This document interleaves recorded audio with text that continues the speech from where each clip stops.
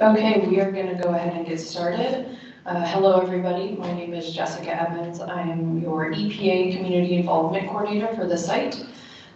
Thank you all for coming out tonight and braving the cold elements this evening. Today we're going to present information to you on the Technical Assistance Needs Assessment, and that is a very important process that allows EPA to receive feedback from you all on how we can engage with the community better. So we really encourage folks to sign up for interviews. Sophie's in the back there taking signups. They have some openings tomorrow still, and then they'll also be offering some virtual interviews as well. From those that were here earlier today, I'm going to switch things up a little bit. We're going to do 2 microphones. So I'm going to try to go around the room and hand folks who have questions or want to make comments the microphone. We are recording the evening session.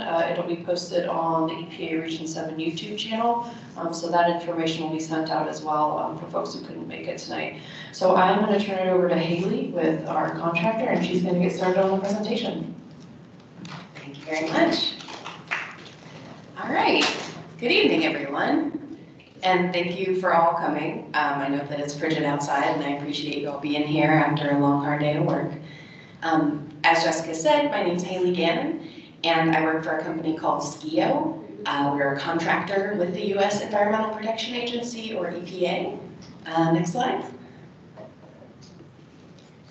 So today, I will be briefly sharing some information about EPA's Technical Assistance Services for Communities program, also known as TASC, and Technical Assistance Needs Assessment, also known as TANAs. We are conducting a TANA for this site right now, for this community, and then we will have an opportunity to ask questions and sign up for an interview. If you're here with a media outlet, please direct your questions to Kellen Ashford. You can raise your hand. Kellen is with EPA. He can answer media questions. And after the presentation, if you have site-specific questions for EPA, maybe not related to the TANA directly, we have our Community Involvement Coordinator, Jessica Evans, here, who just spoke to you. We also have a remedial project manager, Jeff Gill. He wasn't able to make it today.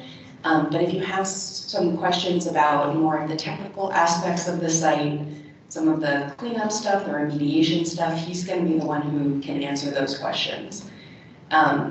So again, I'm Haley, I'm with SKIO. We're a contractor for EPA, so we provide some of these services. We do things like lead these meetings.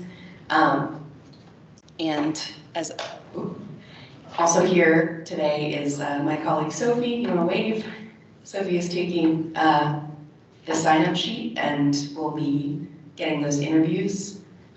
We have one more in-person interview slot tomorrow from 4:30 to 5:30. So if you really need to talk to us in person, please make sure that you get yourself signed up for that slot.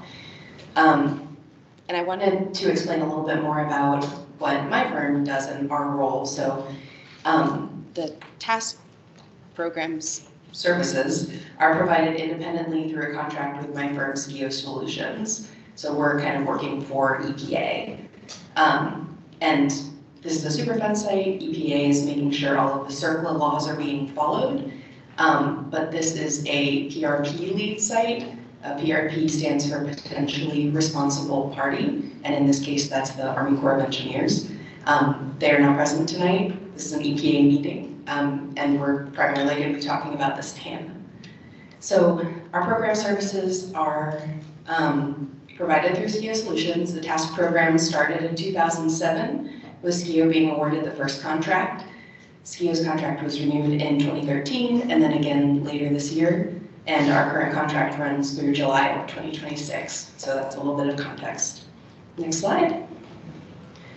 All right, and we're going to go over the TASC program overview. So, like we've said before, TASC stands for Technical Assistance Services for Communities. It's one of several EPA-sponsored assistance programs, and it provides services to sites nationwide. The program's goal is to help people understand complex environmental issues to ensure meaningful community involvement in environmental decision-making. Since 2008, TASC has supported 231 projects, including 129 projects supporting Superfund communities like yours. And requests for TASC support need to be communicated to EPA. And for more information about TASC, including a link to a brochure, frequently asked questions, and information about communities receiving TASC support, the keywords that you would need to Google are EPA and TASC, T-A-S-C, to get to that TASC website. Next slide.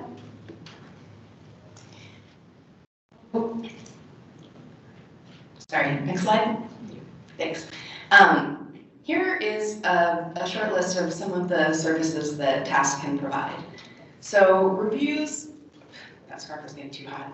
Reviews and explanation of technical information. So taking a long, kind of in-depth technical document with a lot of scientific jargon and making it more easy for people to understand who aren't necessarily specialists in the field. That's something TASC can do. Someone who knows a lot about the Superfund program can look through site documents and make comments, which is really helpful if you're not really sure what questions to ask when you read a technical document. Technical advisors review documents with the community concerns in mind and may suggest questions or comments for the community to consider. Some communities choose to submit TASC comments directly, so they make their own comments, and other communities use TASC comments to inform their own comments. There's also the possibility to do deep dives into site-specific topics that are important to you. There's also the ability to have researchers look up some of the answers to some of your more complex questions to provide a more holistic understanding of what's going on at the site. There's also comparative site research, so looking at your site, comparing it to similar sites, and so that you can know what has been done in the past and what's worked for other communities. There's the TANA, which is what we're here for today. There's also formation support for community advisory groups if you need help getting one started. A group of people from the community who can act as a liaison between the rest of the community and EPA. That's a really good and helpful program.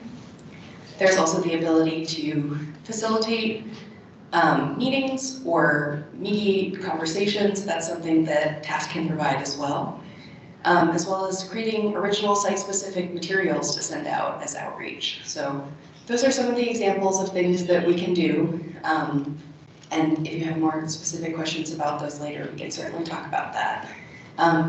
This slide shows, sorry, next slide. This slide shows examples of some of the things that TASC has provided for communities across the country. So going from left to right, there's a fact sheet. As you can see, it's just one page. It's very high level, and it's kind of the type of digestible material that we can output. There's also a kids activity sheet to provide developmentally appropriate information about Superfund to younger folks at a level that they can understand and make sense of. Also below that is a customized map showing regional context and important remedial components. I know maps and other types of visual storytelling can be really helpful to kind of wrap your brain around some of these things. So maps are something we can do. TASC technical advisors can help review lengthy technical documents and provide a plain language summary for community members, so you can see before that huge stack of binders and after one-page summary. And also at the end there is an infographic. We have a lot of different things that we can provide for whatever makes sense for your community. Next slide. And you can see this map here. This is showing TASC support across the US. Each of the different colors is a different EPA region. Each of the dots is a site where TASC support is being implemented. So you're not alone. There are other sites that have TASC support going on. Next slide. Right. So we're going to switch gears and we're going to talk a little bit about TANA specifically. So like TASC is the program, has a lot of different services that are provided, and then a TANA is one of those types of services, and that's what we're here to talk about primarily today. So technical assistance needs assessments, or TANAs, are something that EPA requests at sites to determine whether and what types of assistance a community needs. The focus is on technical assistance needs, but all needs are heard and documented. And TANAs have been conducted at over 30 sites across the country. So it's going to be a document that is going to be informed by input from you. It's not boilerplate, it's specific to things that are happening to you in your community on your site. We want to hear your thoughts, and we're going to compile those and we're going to put them into a document for you to review. Next slide. The TANA integrates community and stakeholder perceptions of technical assistance needs with knowledge of how technical assistance needs can be met. So here are some of the steps in this TANA process. The first one is what we're doing right now, hosting a community meeting, explaining and introducing the TANA process. And then after today, we're going to start conducting the TANA, starting with having community conversations with you. So if you signed up, make sure that you provide a phone number or an email address or both, even better. We can reach out to you to schedule an interview if you're interested. Sometimes people like to have those interviews in groups. If you are part of a stakeholder group that has a lot of members, maybe you want to come to us as a group, that's fine. If you prefer to do one-on-one, also totally fine. Bless you. And then after those interviews are concluded, we then develop a draft TANA summary report for your review. And then we're going to have a second meeting similar to this that will talk about what we identified as needs in that document and how we should best prioritize those. By outlining recommendations to address the broad needs of diverse community stakeholders, TANAs are the gateway to EPA's technical assistance services. So EPA, after we create this report, you're going to review it, you can comment on it. If you feel like something wasn't characterized correctly, you can let us know and we can make revisions. And then once that document's revised, that final version goes to EPA, they review the recommendations and determine the next steps. So sometimes the next steps are EPA creates the materials or provides the reports themselves. Sometimes they use us as a contractor to do those things. Next slide. So here are some of the ways that you input and participate in this process. A big one that we're going to be focusing on today, is participating in a TANA conversation or interview. So please, again, let Sophie know if you would like to participate. If you're not able to make it to one of the in-person ones tomorrow, that's totally fine. We can accommodate these interviews via phone or Microsoft Teams. The interviews take about 45 minutes to an hour. It's a standard set of questions to make sure we're asking everybody the same thing. And once that report draft is released, you can review it for accuracy, make your comments, let us know what you think of it, and then participate in the next community meeting to help us prioritize your needs. One note about feedback provided in those interviews, it's all anonymous, it's all aggregated. So if we really are looking for your candid feedback and we don't want anyone to be hesitant to say anything that they believe to be true, everything's anonymous, no worries about that. Next slide.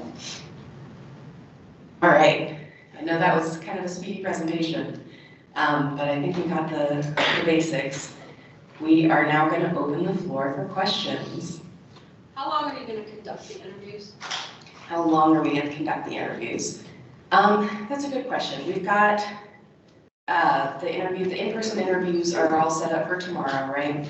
And then we're going to identify further dates, probably towards the beginning of next month, if I would guess, to get more and more stakeholder feedback. I think that, we can't start writing the document really until we're finished with the interviews.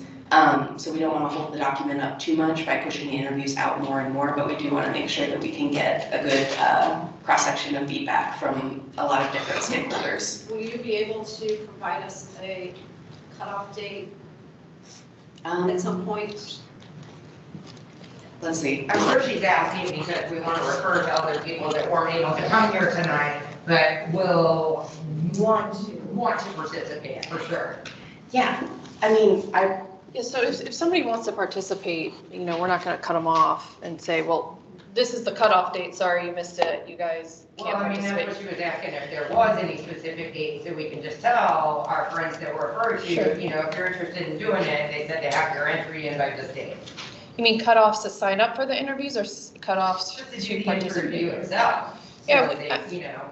So we don't have a cutoff. I don't think we had one for Westlake. It was, you know, based on how many interviews we get. We want to make sure that we include as many people as possible. So we don't have like a firm cutoff date. If we get to a point where we say, you know, we really don't have any more interviews scheduled or something like that, hey, let's kind of make the cutoff date in 2 weeks or something so that folks can get in. But we don't have a firm cutoff date at this point. Thank you. Thank you. This is a brush. This is cool.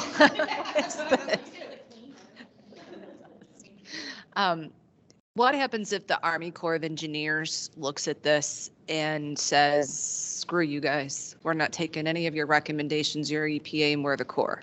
What happens then?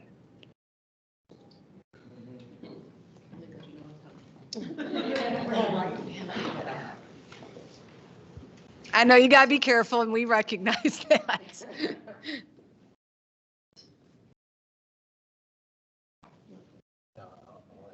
Okay. Sir, on the microphone. Thank you. So we are going to provide this report to the Army Corps, and it's going to contain all the recommendations in it. I don't know of a way for us to force them to do any of this, but we are going to coordinate with them on this TANA and the recommendations that are provided. Let me ask it a different way, because you kind of hit half of it, but I'm just going to be blunt, man. We need you guys. I think this is a great resource and we watched it work really well at Westlake and you guys came in and did a TANA that just knocked it out of the park and got the communication rolling and got the understanding out to the community. And I think for those that are maybe in the room that are worried about this causes panic, just the opposite. And I think even the mayor would say the same thing. The more we could understand those documents, the more the panic level went down because people had a process that they could be part of and they could see the work that was being done and understand it. I think this is very beneficial.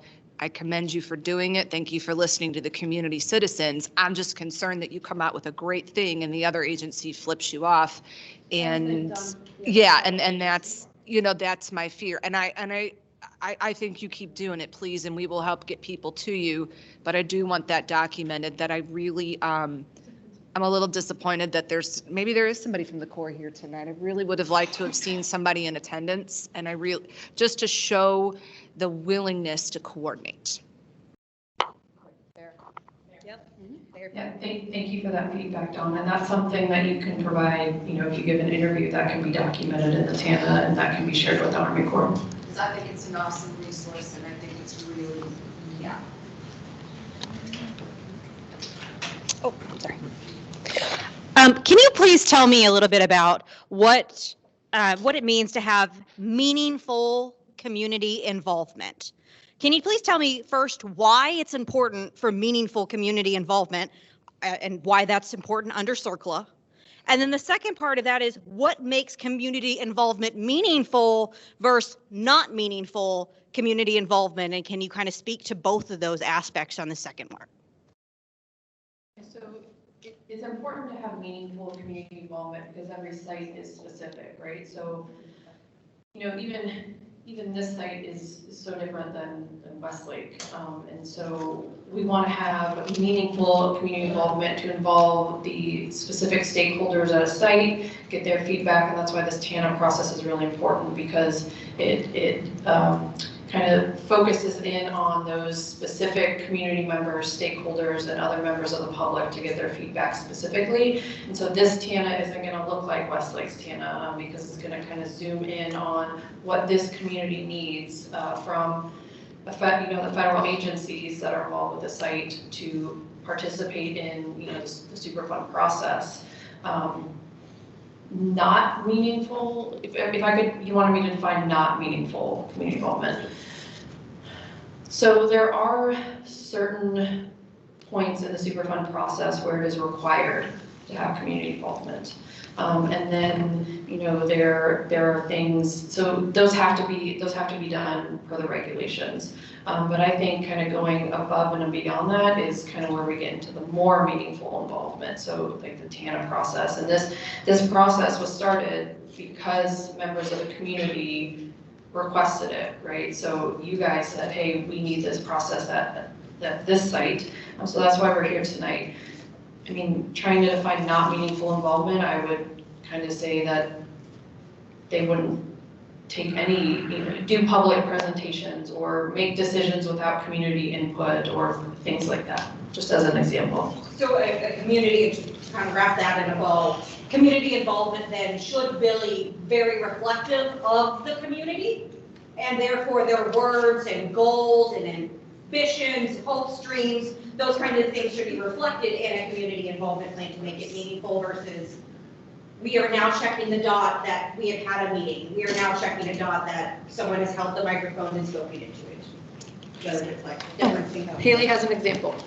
Yeah, so I would say, you know, if we were getting interviews and we only picked people from, like, say, like the mayor's office or the Chamber of Commerce, that wouldn't be a great cross-section of the community. We're looking for input from diverse voices.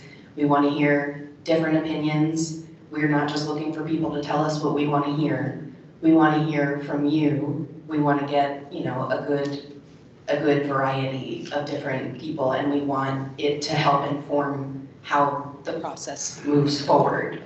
You know, it's not superficial, it's not checking a box, it's really, we truly, genuinely want to hear from you. Of course. So how do you get the word out to the community?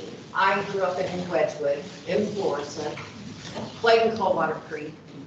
I lost a friend a few months ago who still lived on the creek. Went to her celebration of life and went down memory lane, went back to my old house and sat there. And neighbors came out to see what I was doing. So I got out of the car and started talking to them. They've lived there since 1967 and still know nothing about the creek or exposure. And I was blown away. I'm like, how do you not know? She lost both her parents to cancer. A gentleman I was talking to lost his mother to cancer. I'm like, how do you not know this? Well, they don't watch the news. So how do you get the word out to the communities? I joined their association page and tried to post something and they wouldn't post it. And like someone said, like Dawn, I guess, said it, you don't do it to cause chaos or upset people, but they need to know this because one of her questions to me was, you mean this is still affecting these kids? Yes. Yes, it is. And why do they not know? I hear you. That's something, let's see if I can get this working. Hold on. Hello, test. Okay. That is unfortunately a really common story that we've heard a lot of here. And, you know, in terms of what EPA is doing, you know, part of it is community meetings like this. As part of the TANA process, part of what we could do is create outreach materials or a plan to distribute them. Also partnering with local community advocates who help us get the word out and communicate things like when our meetings are going to be. Those are some of the best ways that come to mind immediately for me. Do you have anything to add, Jess? No, I was just going to say that, it's not working for me. I was just going to say that, you know, if you all have ideas on the best way we can reach people, to let us know. I mean, if it's, maybe people don't watch the news and we need to send out flyers or, you know, mailers, or if we should create an electronic distribution list, you know, those are things that would be part of the TANA interview so that you can provide that feedback to us so we can ensure that we are reaching folks the best way possible, and that information would come from, I mean, we have ideas, but if you all have specific ideas of maybe how a community best receives news or information, to let us know and we can put that in the TANA. Okay, because the only way I knew about the meeting was because of these gals and their Facebook pages.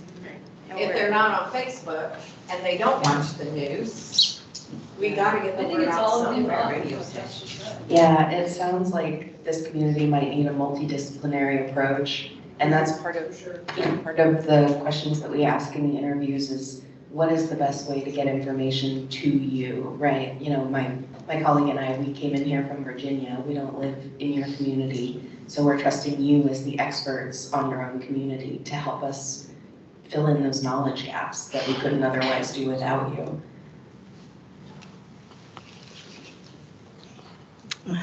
So I was going to let everybody know, again, I myself, trying to advocate for this meeting tonight, tried to go into stores here in town because, of course, the bitter cold, but to go inside and was turned away and said, no, you cannot stand with a sign letting the community know. I said, it is a federal agency. The EPA is asking for people to come to a meeting. They would not let me stand in their foyer area. Also, again, social media, getting major pushback on the social groups for Florissant itself because people are very biased because they love this community. I love this community. I don't want anything to happen to it. I don't want it to go away, but we definitely need a better source of getting information to people, for sure. Thank you for that input. I'm loud, I don't actually need that. I just wanted to ask, like, what kind of friction would you maybe anticipate coming across, trying to get this done, and what could we do to help counteract that? Friction from community. Yeah, just anybody that we're asking, yeah, I mean, our government officials and, other agencies and, our government that. Yeah, so EPA, was coordinating with the Army Corps, for this TANA. It's being conducted by EPA because we have the contractor resources. So we have been coordinating with them about the TANA. I don't know if that's who you were specifically referring to, but EPA also coordinates with, members of the state representatives as well. So I don't know specifically if there's an agency that you're anticipating friction with on this. On getting people signed up for communities. Group, and I've been a part of it for, I don't know how long. I'm pretty sure it's existed at least 12 years. It's not a surprise to anyone that this is happening, so obviously the ball's getting dropped, or there's friction, or there's something happening for this not to have been done and continue to be this way. The TANA process is what you're referring to specifically? The remediation process. Yeah, just the remediation process in general. I'm not pointing fingers to any specific. I'm just saying that, we try and get the ball rolling, and then what kind of humps are we gonna have to go over? And how can we support? I think Yeah. that was the conclusion of. Yeah, we want to be ready for, I would knock that out of the park. Right. Well, like I said, EPA coordinates with, state agencies and the Army Corps, throughout the TANA process and, throughout the remediation as well. Our Jeff Gill, the remedial project manager, coordinates with the Army Corps. So specifically for you all, I would say something you can do is participate in the TANA, and that would give us information that we can then provide in a report, a documented report to other agencies so that they can see. That's good to know. I wouldn't even know that we had that option. Thank you. I saw your hand over here. I'm just curious, who's going to be responsible for putting the signs along the creek? Is it going to be the EPA? Is it going to be the Army Corps? Is it going to be somebody else altogether? Do we know? The signs specifically. Do you want to answer the signs question? So I know right now the Army Corps just came out with the proposed sign language. So I know they are the ones currently in the process of putting out signs. We reject that, correct?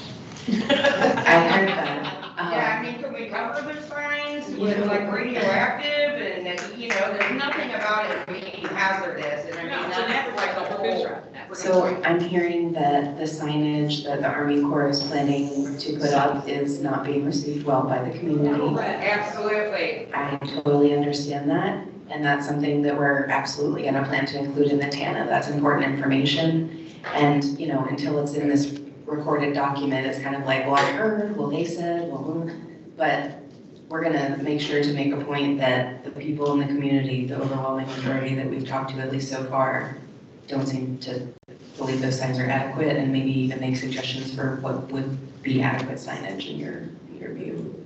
Is it only going to be specific sites that they put the signs up? Yeah. I mean, I can't personally answer questions about where they're going to put the signs up because it's not something we, with the TANA process, are in control of. And I did want to mention that we do have one more slide, and it's going to have additional contact information on it. One of those contacts is our remedial project manager, Jeff Gill, and some of these questions could be directed to him. If you want to write them down and reach out to him, I think he would probably be able to give you a little more detail than we can tonight. I see another hand. It's you. It's Dawn. Dawn. Okay. I just don't want to talk over you. I know you're good. I didn't get deputized with the other guster. To kind of piggyback off of hers and the signage, I think just noting, because we're talking, it seems like you're open to it. I'll sign up to do an interview, but the fact that we are now talking and arguing over these ridiculous, stupid looking signs after how many years this contamination has been along the creek, I think is why this is so important, because for God's sake, to have to fight so hard for signage and to have the pushback, right, well, this will hurt property values, when we can go to Ladue, next to Oak Hill, and they have a creek there with these obnoxious signs, and it certainly isn't hurting their property value. You know, so it's like, that is the most ridiculous thing to hear. You know, even in Maryland Heights, we have signs, we keep our kids out of it because there's lots of reasons to keep kids out of the creek that flash floods quicker than you can snap. The fact that we're talking about this and still pushing for these signs shows that there is a lack of an agency's willingness to not just communicate, but protect our kids. Yes. And so I think what they're asking is very important, because I think there will be pushback. I want it noted, I am concerned that we have a team in place here that's stepping up, that we have seen step up before and do the right thing and make incredible progress. But we have another side of this team, another federal agency, that just seems like they want to close the door on communication deliberately. They do want to handpick certain people to be their spokespeople. And that is, I really want you guys to be committed to opening the door. Those people absolutely have a voice. Everybody should have a voice. And I hope you just take it all and combine it like you say you will. Absolutely. Thank you for that. I see hands in the back over here. I saw here, so. We've been communicating with the Army Corps of Engineers in writing, in person, talking to them. We have had meetings where they've been the focus of the meeting. We have done this for years, and they are still ignoring information when the community provides it to them. They say it's because they can only look in a 10-year floodplain. But a lot of people are living in homes like subdivisions in this community that were built in 1960, and Metropolitan St. Louis Sewer District was dredging for stormwater remediation and made piles of gravel and organic material, rocks and stuff. They dredged out of Coldwater Creek. So now we have this situation where we don't know where that 10-year floodplains materials was moved to. It could be under my house. I know that my son had cancer. I know that my former husband had cancer 3 times and died. You know, we know that we ourselves are sick and have cancer and other ailments, that autoimmune disorders. We would like to see some kind of a system where illnesses in this community are being properly reported and documented and coordinated with maps so that they can tell if there are clusters of illnesses. Okay, and for those who were maybe on this side of the room and didn't hear as well, we're talking about the 10-year floodplain dredging that happened historically, exposure pathways, and health impacts of the community, and possibly mapping those health impacts. Thank you for your input. Teams recording. Do we have any other questions? Yes. So when there is a inevitable disagreement, right? The EPA and the Army Corps are disagreeing, the community is disagreeing. Where does the 51% lie? Where does the tie get broken? Whose decision gets to be the tiebreaker for, we want signage that includes radioactive waste, not low level, and maybe you'll get hurt in 40 years, kinds of loose language, for instance. Where does 51% lie and what happens according to this document? We don't want just a document to live on the shelf with the other thousands and thousands of pages. Right. We want a document that will live and mean something. So again, the 51%, who breaks the tie? So, Yeah, where do we not get railroaded? so for the TANA specifically, EPA, Haley went through the services that we offer. So if there's a recommendation saying something to the effect of, hey, we want meeting facilitation, and Army Corps says, hey, we don't have resources, or what, something to that effect. EPA can work with our task contractor to get those services to the community. So if there is a gap somewhere identified where there's a recommendation, the Army Corps maybe doesn't have resources to fulfill that recommendation, EPA has our contracted resources through our task, through, Haley, the SKIO company, Haley's company SKIO, and they can kind of fill that gap. So, the 51%, especially related to the TANA, it's more of a working together, I think, kind of, document. So we're going to give the recommendations to the Army Corps, and if they say we can't do this for whatever reason, the EPA can come in and say, hey, we have these contracted resources that can make that happen for the community. Follow through, or they have to say, okay. It would be, we would coordinate with them. I don't know, we kind of coordinated with them on the whole TANA process. Right. So we have the contracted resources in place. So, if they said, we don't want you to do that, I don't know. Right. It's our own resource, so we could always step in and fill that gap. So they can't shoot it down. Yeah, that's what we're trying to get at, because. Yeah. EPA? Yeah. The Army can't shoot down. The Army Corps of Engineers. Oh, shoot down EPA using our own resources? Yeah, or just even, or for the signage, like we all agree that it should, I think you should differentiate, like, everybody's talking about signage and stuff like that, that's not really what the TANA is. Right. Or, you're more about, what's happening today is more about communication and how do we disseminate that out to the community, and what does the community need as far as, like you said, meetings or going through technical documents. But as far as like actionable things that the Army Corps is doing, cleanup levels, signs, that's something that the Army Corps is complete control over, correct? Right, so that question I would have to check with Jeff Gillon, because he's the one that manages that aspect. But I of think it EPA. needs to be documented, pretty much that every person in this room wants to know that. But I think the bottom line is, I think people want to know who has our back. Yes. Seriously. Right. I mean, like I said, at least 12 years. I mean, it's not, and I mean, if If people you act want to shocked, talk about the be signs, shocked. the signs were a topic of conversation in 1992 when the Department of Energy came in and said, hey, you know what? I think it would be a great idea if you guys formed a task force. And we're going to look at your recommendations, and we're going to take those into consideration, and we're going to do what you guys listen to this community. And their recommendation was, we want signs along the creek. And pretty much when the Department of Energy came back in here 2 years after the task force put out everything that they thought needed, the Department of Energy said, nice work, good job, see you later. So there were no signs that had been asked for since 1992.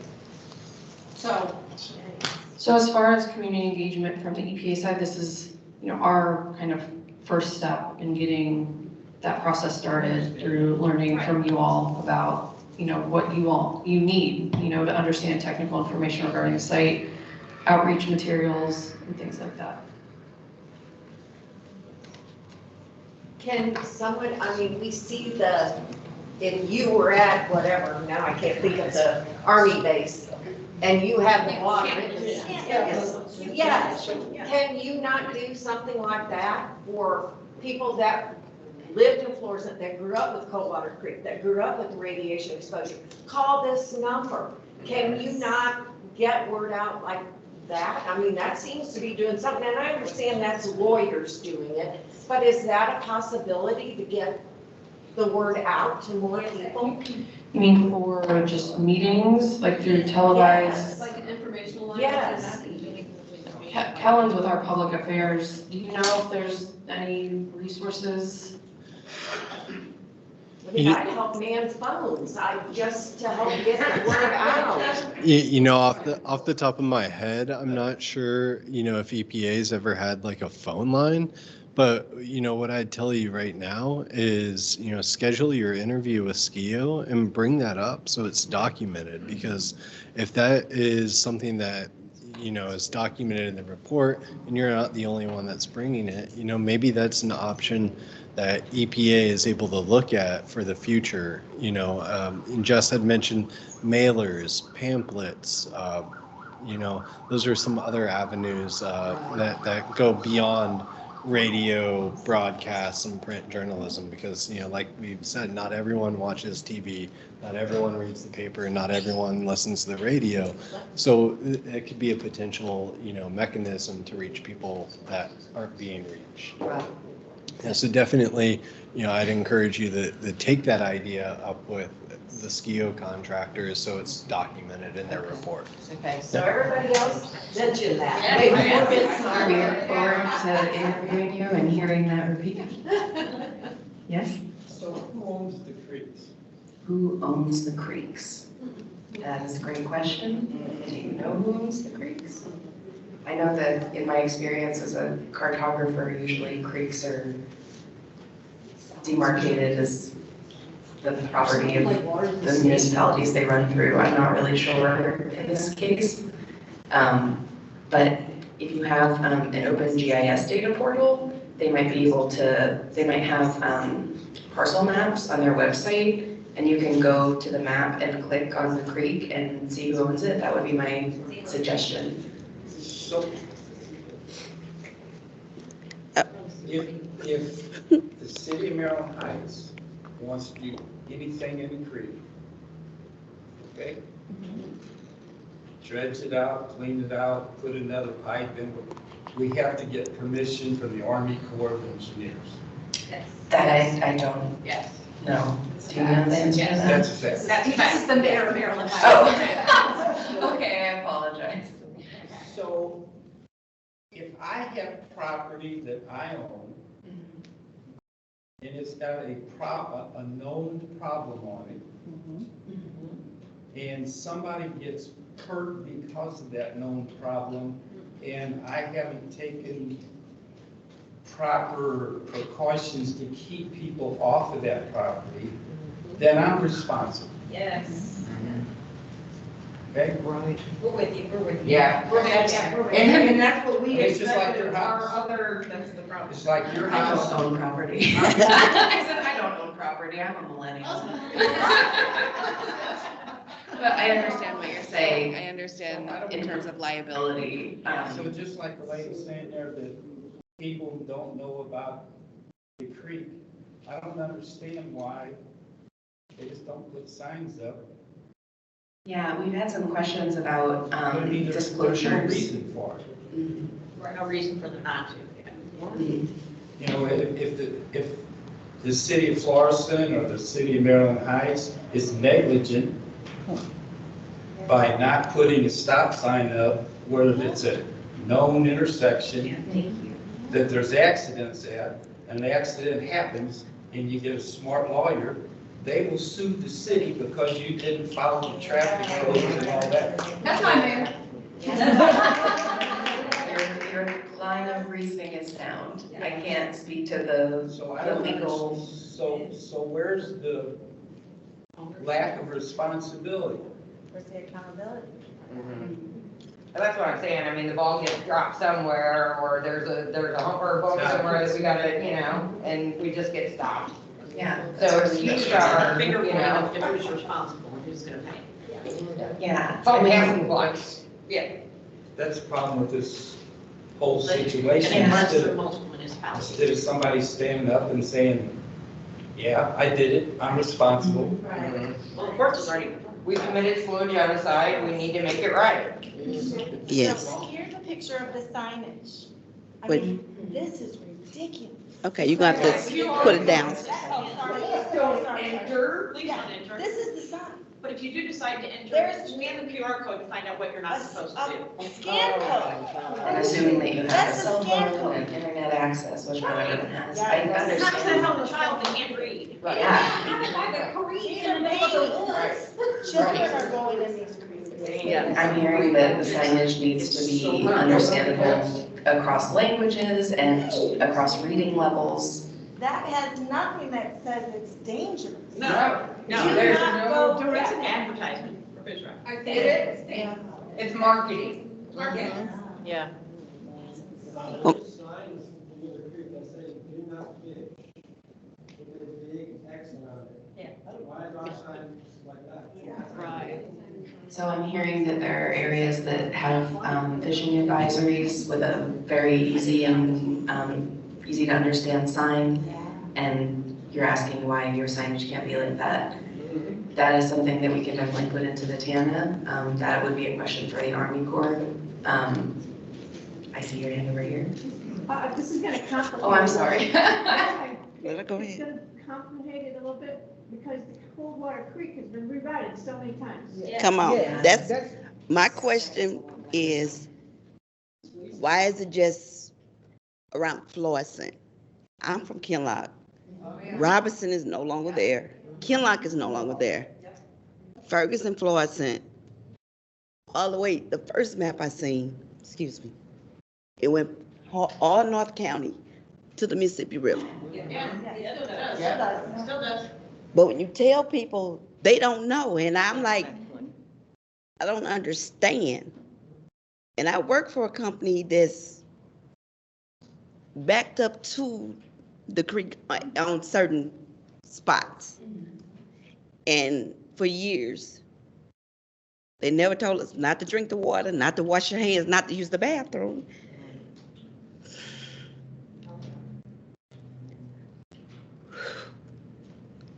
And I have lost so many people. And now my nephew has a rare type of cancer. And it's like, where do we find answers? Who do we talk to? I have a friend, her daughter has had all kind of issues with her legs since she was a little girl from playing in her yard. And yet their house is backed up to Coldwater Creek. And when I first heard about it, it was through a union meeting. Not over the news, none of that, and I don't understand. I'm hearing that there have been historically a lot of issues communicating these risks to the community, and I'm sorry.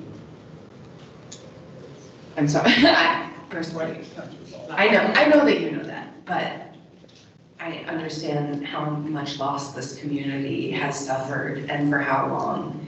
And we're here and we're trying to help. We need you to do. I have two perspectives to share. I'm sure everyone's shocked. The first is on signage. Why can't we have industry standard signage for radioactive waste exposure? We shouldn't have to reinvent the wheel. We shouldn't have the Army Corps of Engineers creative marketing directors attempts at such things like signage and standardization when those things already exist in the market. So what we want is a standard issue signage maybe one that's internationally recognizable, since we have so many languages being spoken in North County, 5% of the population speaks Spanish, that kind of stuff. An internationally recognized radioactive symbol so that it is exceptionally clear. Right now, all we get warned about is there might be some poop in the water.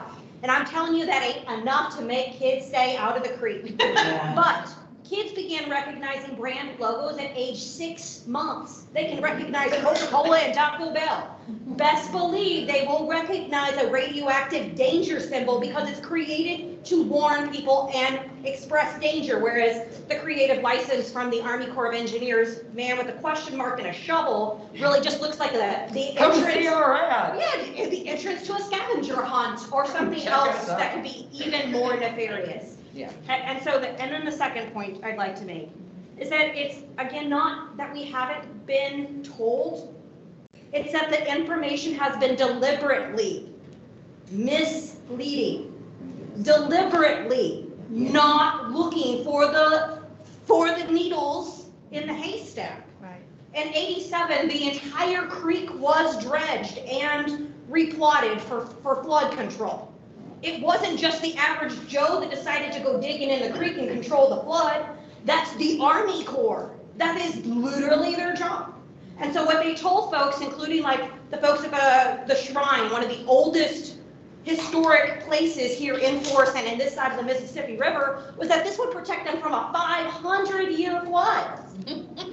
Y'all are laughing. You hear the laughter because no one made it past a 10-year flood in this 20-year process.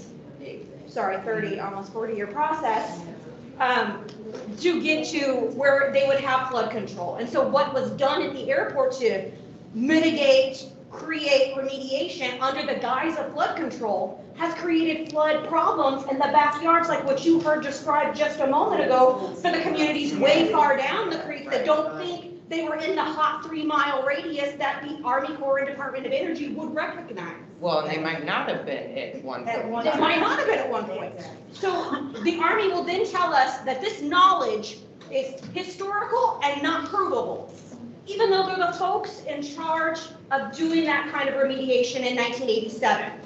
And so if we cannot get them to respect and honor their own information, the things that they well know, then of course the community can't have faith in them, but also we don't know what that looks like going forward for how accountability gets served. If these are hostile PRPs and they don't want to serve the community, how does this process protect us from folks like that would have us from 1946 on living with radioactive waste at our backyards, at our parks, at our schools. Making us fight for it. Right. And acting like we're hysterical.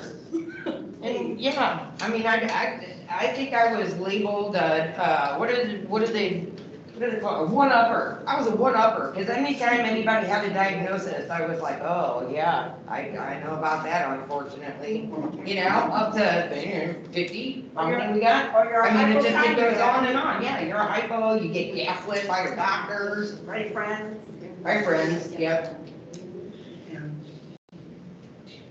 I saw you in the back first. Yep. Right where we are here, we're within under a mile of the St. Louis Airport site where they have been processing for shipping the radioactive waste from the Manhattan Project, that they had gathered over 2.3 million cubic yards of from between McDonald Boulevard and where Coldwater Creek goes under Highway 270, just to the east of North Highway 67. I've been hearing that they don't accept mixed nuclear waste at the storage facilities that they're supposedly shipping them to out west. So I'm trying to figure out, what are they doing with that 2.3 million plus cubic yards of nuclear waste, plus all the other stuff that may have gotten dumped on the easements along 270 and under the newly reconstructed highway overpasses. Where did it go? Where is it now? So I'm hearing a question about what happens to the waste in like the disposal process? Yeah, because What's the they're waste telling us, well, process? you know, we're not accepting. I don't see if it's food telling in and reading out of this. They're not talking about anything, so just drop it in. They're not discussing that. So that question would be best posed to the Army Corps. We've asked them. See, that's where that communication gap is just set. And I mean, we want to know anything. That's where, and that's what she's trying to say. She's been in contact with them, and yet nobody is answering her question. They're not going to. Yeah. I hope that this isn't too invasive, but the team that's in place is going to look over the team, right? That's going to take everybody's interview, compile it. Is this a team of communicators? Is this a team of engineers, scientists? Because I think, and I guess, you know, in terms of communicators from SKIO, we've worked with SKIO in the past. We've had great engineers that were also communication majors that had dual, that were incredible. Terry Budowski was one of them. You know, I think we probably need a little of each. We need an engineer that can look at the hard stuff, right? But we also need that person that can understand that, because one of the things that we're hearing over here, and as this lady pointed out, you know, further along down the creek, there's this idea, and even the Army Corps has been quoted in the paper saying it, well, we don't want to worry people and stress them out, and stress causes illnesses. I think what I'm really hoping from you guys is that we can all agree that that's nonsense, Just makes it worse. right? And that yeah, stress does, but you know what? When you have radioactive waste and you have an agency that's not taking care of it and removing the physical harm, and then starts quoting about the emotional harm, it's like, hang on, wait a minute. You're not protecting anybody at this point. So one of the things that I'm concerned about, that I would like to know more about is who's the team that puts the TANA together that you guys have decided, you know, is going to come out with what our community looks like? That's a great question. We have a variety of backgrounds at SKIO, and we've got a whole team of people who do pretty much just task work. So this is a team who know about Superfund, who know the background, who have communicated with communities before, and who have communicated with EPA. And we may not all have a communications degree. I have a background in geology. Do you have any psychologists or anybody that knows, I mean, in all honesty though, knows a little bit about emotional trauma? Has empathy for this community? Right. I think that that's great, but like, is there any maybe mental health professional would be the better thing? Is there anybody you could include maybe on your team, or are kind of hunt around to see if there's anybody that specializes in, you know, PTSD. Yeah, honestly. We talked a lot about the physical aspects of this damage and harm, But we've just seen real trauma communicated. but the mental health aspect of it is something that needs to be addressed in this community. I mean, I want to add to that and just say that, like, I've been doing this for 10 years and I'm pretty hard on the whole thing, but when this woman just spoke back here, she brought it tears. Yeah. And it's real, it's right here on the edge, we are living this day to day. You go home with it, it's in your house, it's in your yard, you can't escape it. And then you have these agencies who look at you and act like you're just hysterical, and you don't know what you're talking about. But when you're here and you talk to us, almost everyone in this room has a story to tell. And it's meaningful, and then you just feel like you're ignored or laughed away, and it's terrible, and I'm sorry that we didn't get to use them. Yeah. To be honest. Just, We also carry that guilt of not getting to the outreach portion of this. Right, you walk, you know, Kristen walks 1,000 houses and hands out an ATSDR pamphlet. What if she was the 1001? Right. You know, we really do, those of us that are trying, yes, she's right. It's a trauma, you know, this woman's son, Anthony, pray for Anthony, everybody. Yes. You know, what if, You know, it's been 12 years for Dawn and I, and we were looked at like we had 3 heads at the beginning of this. I think I was probably honestly one of them in the beginning. I was like, oh. And to listen to this lady, and know that we didn't reach her, that's hard on us. Is, what if And it shouldn't be that way. It's also pretty terrible when you have these agencies who have the resources and the ability to get out to the community, but it's left to the people that are living it daily. We're also sick. We can't make every meeting. I'm a cancer survivor myself that's going through multiple illnesses at a time, and yet I'm out here having to carry the stress because I feel like no one else is doing it. I mean, you're so scared, like, I mean, yeah, what if there was one meeting where we probably should have just flipped the car out, taken the pamphlets, because nobody else attended, and just gone out walking? What if we would have hit this woman's house? We tried to do that. Would have made a difference. You know, the community lives with the illnesses, but we live with it because we carry the burden so long of trying to be the communicators. So if you feel our emotion, please don't. It's because we need you. We wouldn't have come out on every single night. Right. It wasn't because we thought you were going to bring us some hope that we're desperate for, you know? Yeah, and you shouldn't have to bear that survivor's guilt as a community. That's not yours to carry. I see 3 hands in the back. Let's go with the person who I haven't heard from yet. Yeah. Yes. I came to this meeting late, so I probably That's missed okay. this discussion. But my question is there anyone talking about conducting an epidemiological test to see what issues are existence in this location, in this period? Because I think if that testing is done, then yes, a trend will be developed and seen, and you'll know what our issues are. So my question is, thank you for being here, but my suggestion is that you test us so we can prove to you what our issues are. And you guys can conclude what you want to conclude about it, but I think the proof is going to be in the pudding.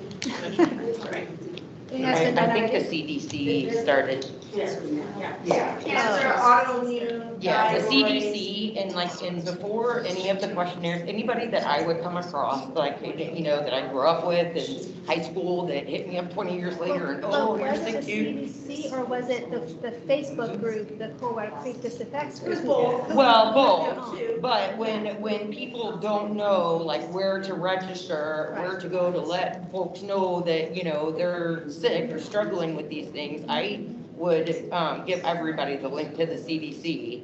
And I just think that, you know, I mean, that's just another organization that anybody else could use and get that information from I'm as just well. advocating for someone to actually produce a report that says, here's the issues in this location. Yep. And to That's what realize it. this is, that's what TANA is for. Right, yeah. Yeah, so ATSDR has also been involved with the site. I know, I believe Aaron Evans has been out giving presentations, and we heard that, you know, Aaron, I think specifically, is going to be on a call, one of the Army Corps calls here coming up. So she's going to give a very thorough presentation regarding the site. And so if you have, you know, those specific questions, she would be the best point of contact. Can I just, real quick with that, how many of you are on that monthly call to the Army Corps goals? There's a monthly call. Yeah. Okay. That's a problem, and you guys see that. There is a monthly call that the Army Corps of Engineers hold. I think Hazelwood is, are you on there? This gentleman's on this call. No, I've never. That's a problem. Never heard of it before. We're talking about selected communication, the ones that make the most noise. I know you're not on the calls. And these are very informative phone calls, so that's the problem. No. But still, that's an opportunity for this whole room, these people to ask questions. But they don't wanna It's a hear. great question this woman's asking. Right. Why is it 2024 and we're just now talking about this? I don't understand this. Mm-hmm. Why? Why just now? Because And- it's all it is. And Nobody wants to say. Well, and I think too, a lot of it was connecting the dots. I mean, it came to the point where so many people were sick. How did you find out about tonight? Oh, I got to think about that. Actually, it was through Facebook. It was through Facebook. So they years, Dawn dedicated a big And portion it of started her life. with Dawn, but it also started with some other folks who did the Coldwater Creek Disinfects group Yes. too. That's when I first got into this whole thing. But my whole point is to say, hey, you know what, Nagasaki and Hiroshima, they were the ones who were bombed up. Yeah, we understand that. They've had side effects from having had that happen to them. So we kind of know that because we just observe stuff from afar. Because we know that from afar, why can't we internally reflect upon that and think about, ooh, what happened in St. Louis when we built the bomb? and then we're exposed in other locations. I guess I'm not understanding why. The agency that would conduct the test, the mayor's right, the agency that would be responsible, the only federal agency that the EPA and the Army Corps will accept data from, so not even a private university, is linked to the cost. The government caused the waste, and the government would have to cough up the funds to study it, to tally it. And private universities and others have talked about the epidemiological, but what they can't get through, but what the federal government can get through is HIPAA. HIPAA violations and the fact that if a private university were to go and start doing their own study, lawyers could come in and subpoena them and stop the study, and none of that information could necessarily always remain private, which has stopped any progress of any private companies, city, or anybody, because we have gone that route and tried even with Washington University. It really would have to be the federal government, and the twofold thing which they could do is they would have to not only study those that live here, but those that used to and moved. They have the layout for what that would look like and how to implement it. They don't have the funding. None of the agencies will give them the funding or the legal go-ahead. So one of the suggestions we've all been talking about is, can we get it legislated? That's something that the senators, I'm sure we can get bipartisan support, but you're suing the government. You're going back to the government would be the one that would be held liable. And so we're bumping up against this Army Corps Department of Energy wall. But this is the first step at cracking it. I think we will crack this wall. And I think we will get one of those studies. In another 40 years. Well, maybe not, because look how many people are here that are just now finding out about it now and are ready to, I'm guessing y'all are ready to put boots on the ground and start. Yeah. Okay. That's, I'll take it. It's I know. frustrating. It's too obvious, yeah. Can't even get the state. Yeah, Governor Parson. Yeah, he could the sue. Governor Parson was waiting. I called his office, and they said, he will not make us comment. Yeah. And I said, he's gonna make us comment against it. Well, it's not gonna say. I see a question in the back. The Army Corps of Engineers has used a divide and conquer strategy. When there's legislation, it might target people who worked in the nuclear industry 80 years ago and their families. They might get compensated. That's happened. But we have a situation now where people are realizing that the nuclear waste that's out in Weldon Springs from the Energy Department and the stuff that's at Westlake Landfill, some of it has been commingled. And Some of it? well, yes, a lot of it has been commingled. We are trying to address this, but every time we do get a consensus in the community that we need to work together on this, there are all these layers. Like the ATSDR did put out two reports, one in July of 2018 and another one in April of 2019.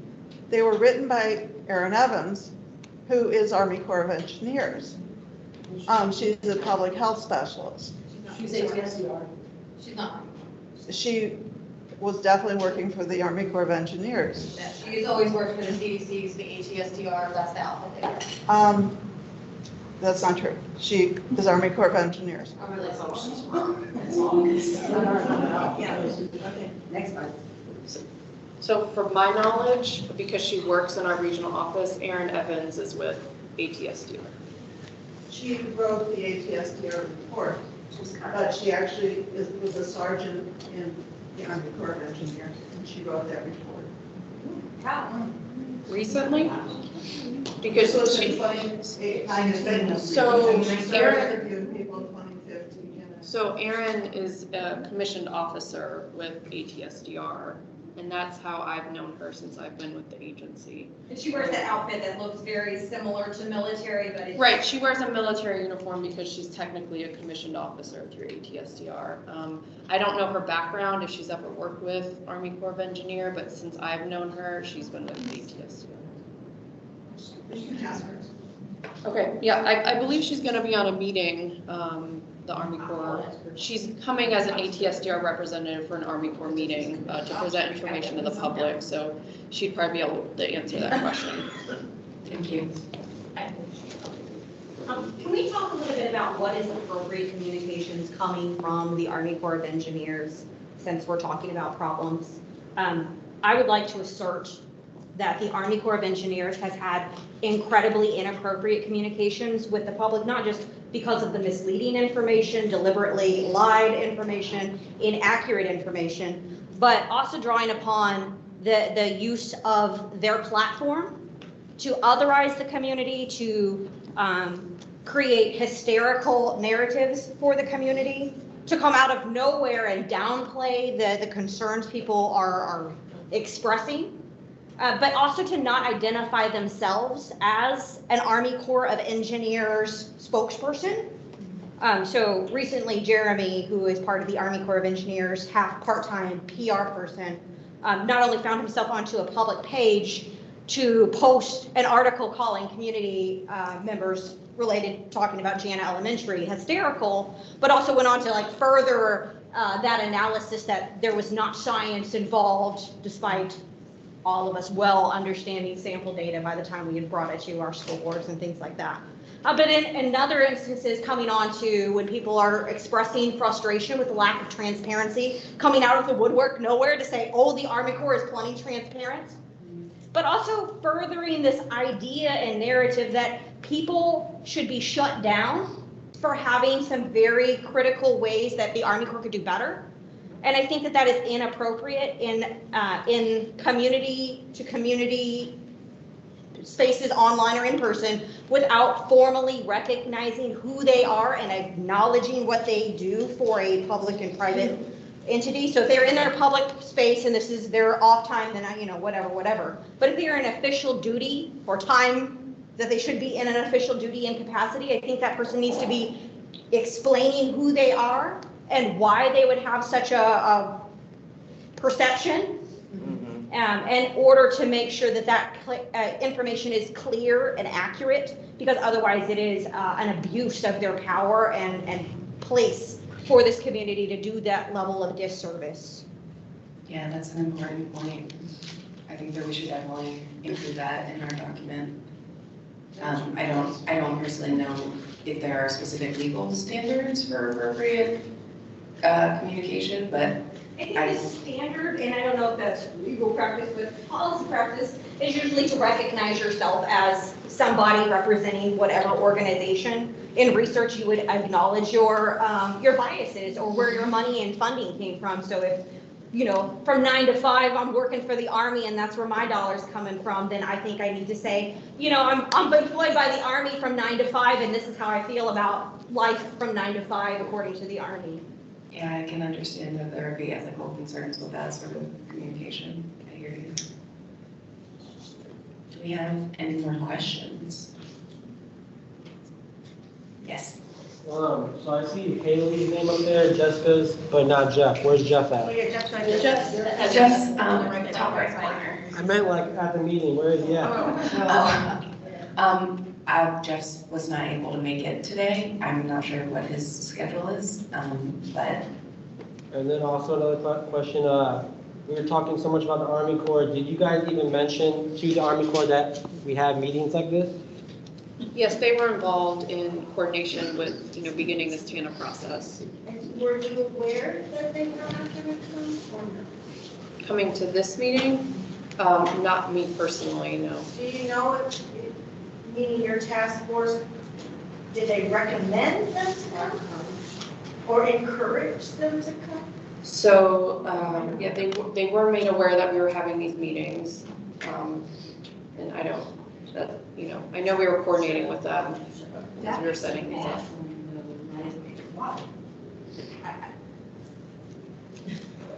Because you always hope that we turn a corner at some point, we all just start working together, because there's enough sick people out here coming together.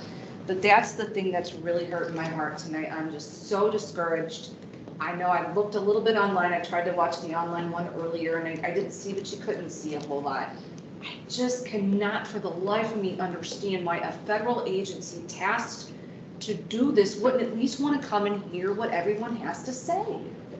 Right. Like, I to think me, that is Yeah, exactly. At least to They show don't take it. support. That's Right. to show support for Right. you guys. Like, that is such the opposite of a gesture of goodwill. I Well, really am it baffled. doesn't give example of good collaboration, It doesn't you show know, like, us that we're they taking care. your word as you, I mean, like, that Westlake did a very good job, you know, all of that, and we know that you can get things done, but, you know, it's a lot of, we're putting all the pressure on just you alone, you know, when really it should be, you know, and. We've seen multiple agencies come together at Westlake. When you guys are up there, you've had the Kansas City Corps of Engineers Right. at times backing you and, you know, and yes, was that tough? Maybe a little, but we've got it worked out through the STL process and everything, and we've got this team. So they know what's possible because they were kind of involved in that themselves. I truly, I have so much faith in this TANA. It's not, I was blown away by the Westlake TANA and, you know, Freya and all the work she put into all that stuff. And I know what this can do for this community. It can help what you're talking about. It can loosen up funds and resources to get to the people we need to get to. Why wouldn't the Corps be going, yes, yes, we need those resources, yes, yes? Because they want us. Like, that is the most upsetting thing, and I think that that really kind of breaks trust in this room. More trust. They're missed. Right. They're missed. I mean, they could have sat right there up there and been like, hey, they're gonna provide us resources, we hear your frustrations, they're gonna help us. Mm-hmm. You're not even offering to lead the charge, you're just saying, we're gonna support our team members. I think at this point, if they even showed up, we probably all. I gotta get Have a up, stroke. that makes me mad, damn. I'm mad. And I ask, who is this their first meeting? For EPA, Well, coming that knows anything about this? Who is just finding out and decided to come because this is the first time they're hearing it? That's a problem. Yep. That's a problem. yeah, that there's no new, Right. yeah, new Right. community residents. We've got to get the word out. Last year, we broke the hearts of over 400 people at our school when our school closed because of the radioactive waste. But no, there wasn't nothing there, but look at it now. But unfortunately, in a school district of over 18,000, that's just the Hazelwood School District, that's not Ferguson Florissant, that's not any of the private schools. Anybody here from Hazelwood or Ferguson Florissant? All right, Ferguson Florissant, we got a few Ferguson, are you official, like district level people?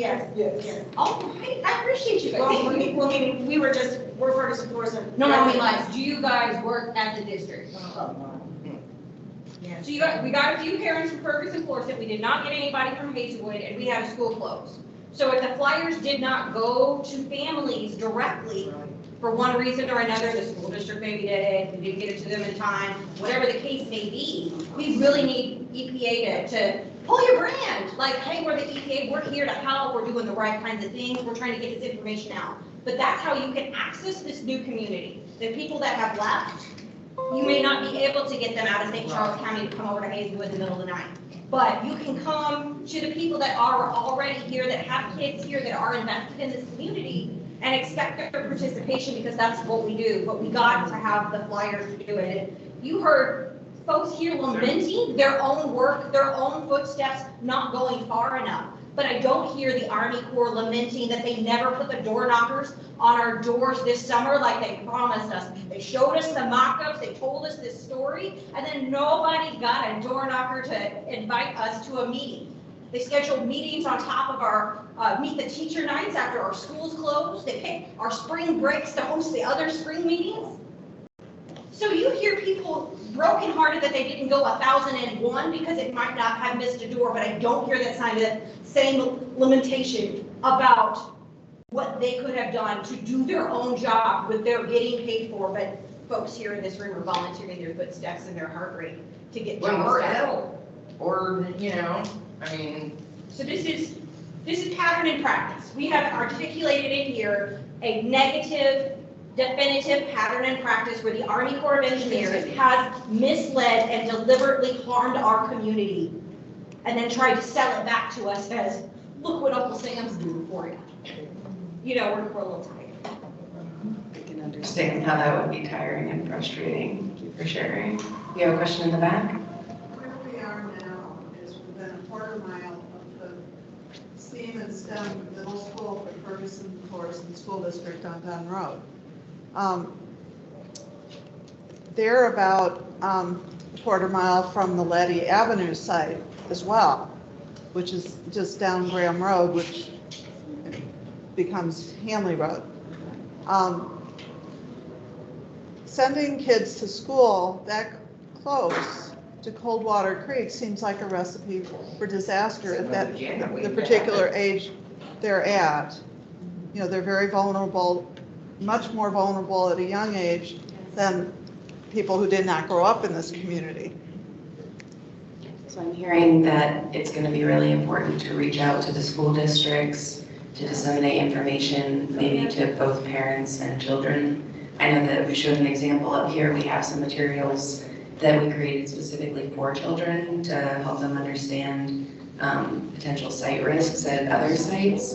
And maybe that would be an appropriate ask for this site as well. And we encourage you to bring that up in your interviews. Absolutely. It would make sense to do that in such a way that we want to deter them from the creek, not inspire some sort of courage about treading into low-level radioactive. Yeah, we're not trying to encourage kids to go into the creek. You know, we're not trying to release butterflies around the Coldwater Creek for like chasing purpose, right? Like we want definitive, like color the red sign red. Like we want definitive go away. I understand that. That makes a lot of sense. Is your hand still up?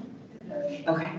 The Forest and Just the Facts group has a person at the head of it who is a nurse. She's working somewhere, I think in Michigan right now, and she shut down that website. I have worked in the school district in most of the schools in this district as a substitute teacher. So my kids went to McClure North. They graduated from there.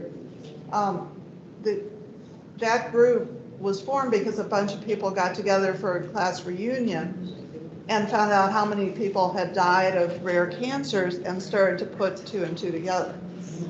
I think we really do need to use tax records, educational records, and find out where these people have gone to, if they're not still living in this community, and communicate with them. If the government can find us to make us pay our taxes, and we don't pay it.